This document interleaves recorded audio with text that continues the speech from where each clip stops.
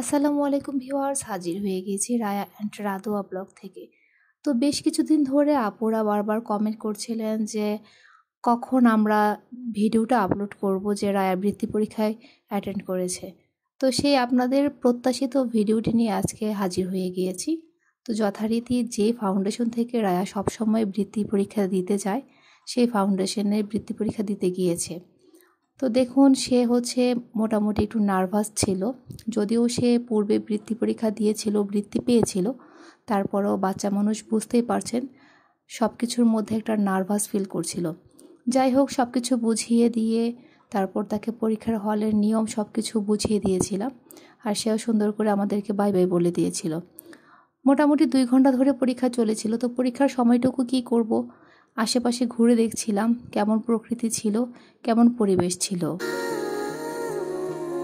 তো রাদোয়াকে সময় কাটানোর জন্য আমরা পাশে একটা গ্রামে ঢুকে পড়েছিলাম। সেইটা গ্রামটা দেখতে খুব সুন্দর ছিল। আর সবাই জানেন যে শীতকালে সরিষা ফুলের খুব মৌসুম থাকে, দেখতে সুন্দর লাগে, সব কিছু একদম হলুদ মনে হয়। আর সবুজের মাঝে হলুদ রঙটা অনেকেরই খুব প্রিয় মনে হয়। তো আমাদের সাথে কিন্তু আজকে কারখিও রয়েছে, সে ছুটিতে এসেছে বেড়ানোর জন্য।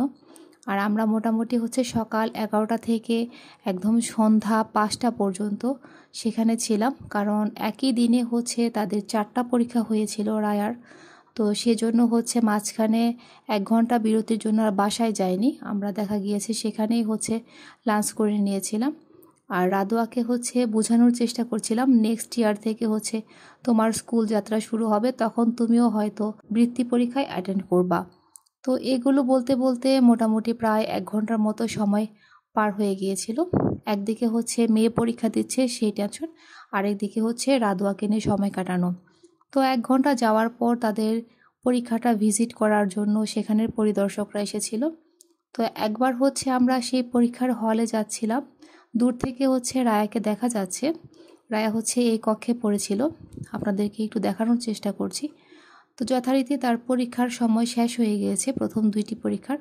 আর রাদু আপু, কারখে আপু অপেক্ষা করছিল যে কখন রায়া আপু বের হয়ে আসবে আর তাকে নিয়ে লাঞ্চ করার জন্য চলে যাবে। তো বহু প্রত্যাখ্যিত সময় পার করে তারা আপুকে পেয়েছিল, আর আপুও তাদেরকে দেখে খুব খুশি হয়েছিল। আসলে রায়াকে এত ভালোবাসে যেটা ভাষায় প্রকাশ করার মতো না। সব বাচ্চারা রায়াকে তাকিয়ে তাকিয়ে দেখছিল যে রায়া সবকিছু 2 বোন মিলে হাতে ভাগ করে নিয়েছিল, ফাইল, পানির বোতল। তো আপুকে নিয়ে যাচ্ছে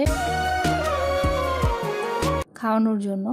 তো আমরা মোটামুটি বাসা থেকে খাবার নিয়ে গিয়েছিলাম, কারণ বাহিরের খাবার খাওয়ানোর পর যদি তার দেখা গেল যে একটু গ্যাস্ট্রিকের সমস্যা হয় বা পেটে ব্যথা হয়, সেজন্য বাহিরের খাবার কিনে খাওয়াইনি, আমরা ঘরে তৈরি খাবারটা খাইয়ে দিয়েছিলাম। আর একবেলা পরীক্ষা দেওয়ার পর তার কাছে নাকি খুব একটু গরম লাগছিল, যার কারণে ড্রেসটা চেঞ্জ করে দিয়েছিলাম। আর দ্বিতীয় টাইমে যে পরীক্ষাটা রয়েছে সেই পরীক্ষার কিছু কিছু পড়া তাকে আমি বলে দিচ্ছিলাম যে এটাই হলে এরকম অ্যান্সার করবা। আর রাদু আপু সেই সুযোগে খাবারটা খেয়ে নিচ্ছে। মোটামুটি দেখেন অনেক মানুষের কোলাহল ছিল সেখানে, সবাই তাদের বাচ্চাকে নিয়ে এসেছিল পরীক্ষা দেওয়ার জন্য।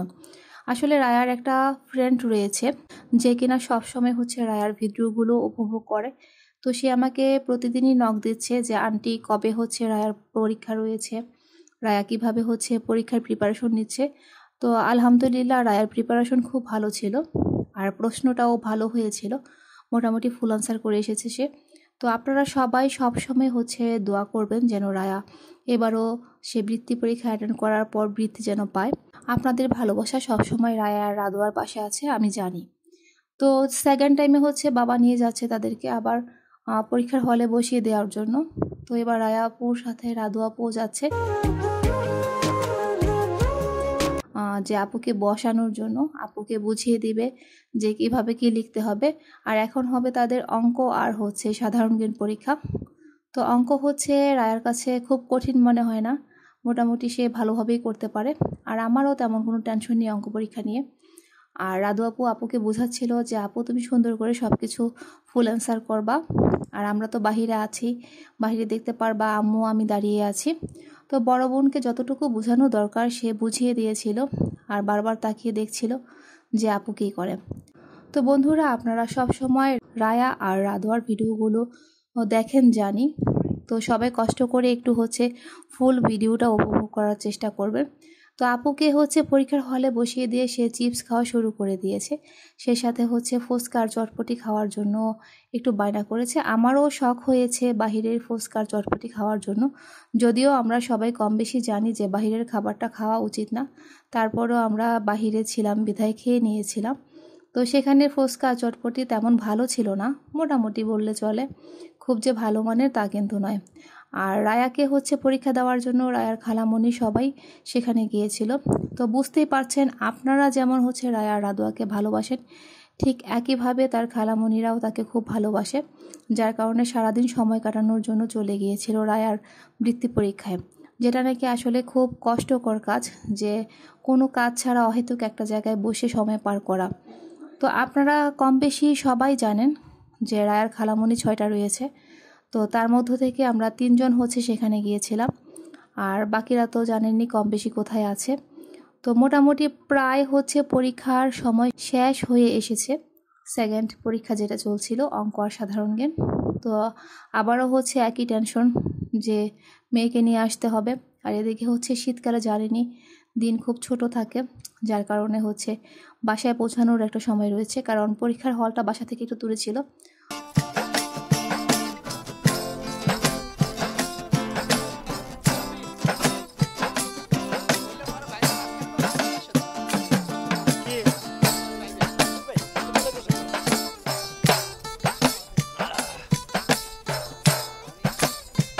তো বাবা নিয়ে এসেছে মেয়েকে, আর জিজ্ঞাসা করছিল যে রায়া তোমার অঙ্ক পরীক্ষা কেমন হয়েছে। তো সে বলছিল যে বাবা আলহামদুলিল্লাহ আমার খুব ভালো হয়েছে পরীক্ষা, আর আমার প্রিপারেশনও খুব ভালো ছিল। তো এখন আমরা হচ্ছে সব গুছিয়ে চলে যাব বাসায়। ছোটোখাটো একটা বনভোজনের মতোই ছিল, সারাদিন একটা জায়গায় সময় কাটিয়েছি। আর অন্যদিকে হচ্ছে রায়া পরীক্ষা দিয়েছে, কিছু সময় টেনশন হয়েছে।